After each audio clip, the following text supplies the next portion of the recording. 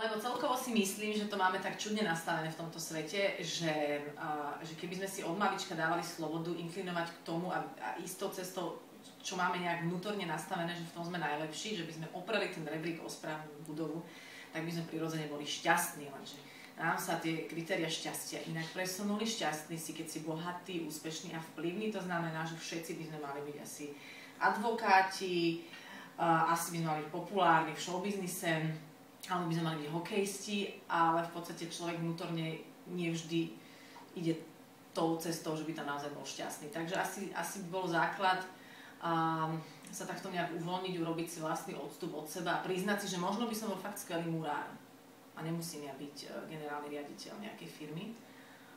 A preto je možno dobre ísť sa pozrieť a stretnúť s ľuďmi, ktorí si myslím, že sú šťastní v tom, čo robia a nerobia to len pre tie peniaze. A myslím si, že keď človek je šťastný v tom, čo robí, tak prirodzený vedľajší produkt je úspech. To môže byť aj peniaze. A človek by mal byť šťastný celkovo v živote, lebo nedá sa byť šťastný v živote a nešťastný v práci. Ak to je šťastný v živote, tak to preniesie aj do práce. Tak sa príďte pozrieť. Na strašne veľa šťastných ľudí.